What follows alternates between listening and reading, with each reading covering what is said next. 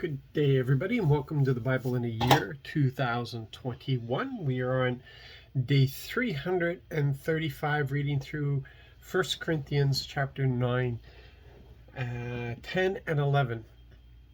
Now, I understand why we switch from the format that we use through the Old Testament, but especially when we get into something like Corinthians, I wish we were still doing the old format where we actually had 15 minutes or so to go through all of this, because there's so much and you got to pick and choose what is going to be highlighted here.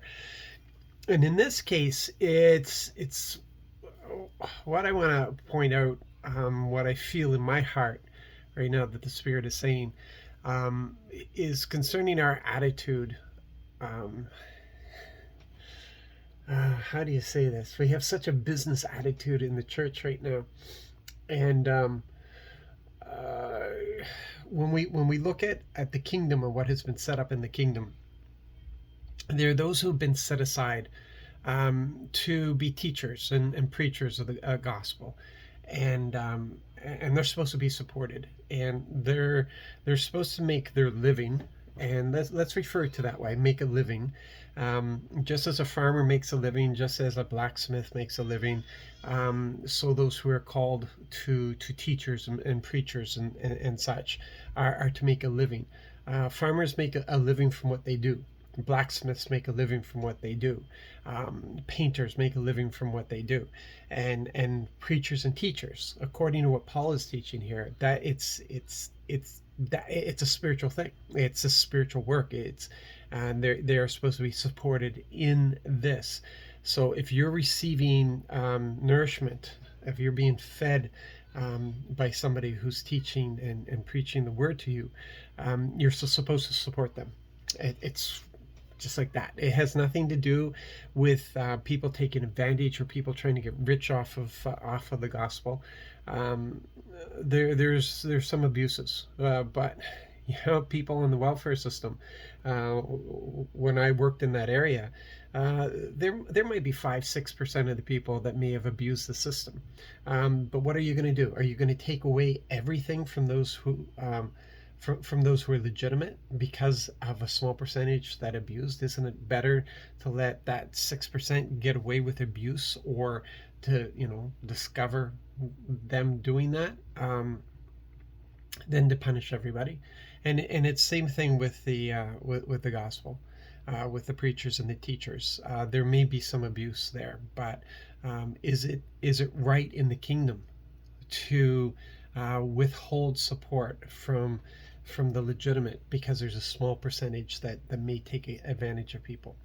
But in saying that, Paul here, and we need to say this is Paul, okay? Paul felt that it might be because of his origin, because of what he did to the church, but Paul felt it was a blessing to him to not draw upon his rights as an apostle, not to receive, not to expect to receive that kind of support from people. He wanted to offer everything that he brought for free.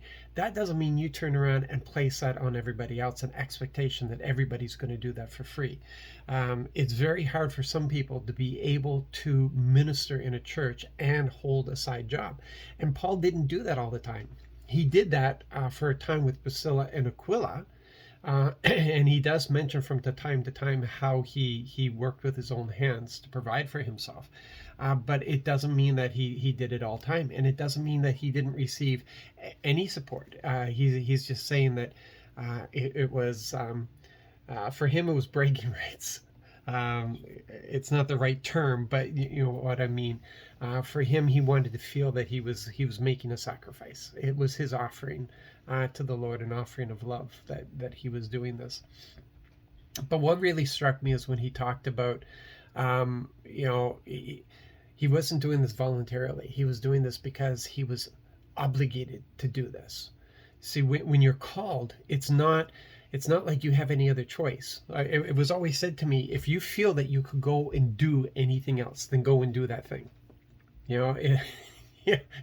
If you don't feel obligated to be occupied with this, with all of your heart, with all of your life, and to sacrifice it and lay down your life for this thing, then perhaps you're not called to this, and you need to move on to something else, because this is going to cost. And it's when you're called to this, and you know you can't do anything else. Um, you're obligated. I'm obligated. I've always felt obligated. I don't know how to do anything else, to be honest. This is what I've been called to, and this is what I will do until my very last breath. And the Lord has always provided for me and will continue to provide for me. But yeah, I can understand what Paul says. I'm obligated. I cannot not speak. I cannot hold it within me. I cannot receive and keep that to myself. I receive so that I can teach. I don't sit down to study the word to figure out what I'm going to preach on Sunday, or teach on Sunday. I teach from what I'm receiving all the time. That's where I am. As I learn, I teach. As I receive, I give, and that's how it's supposed to be.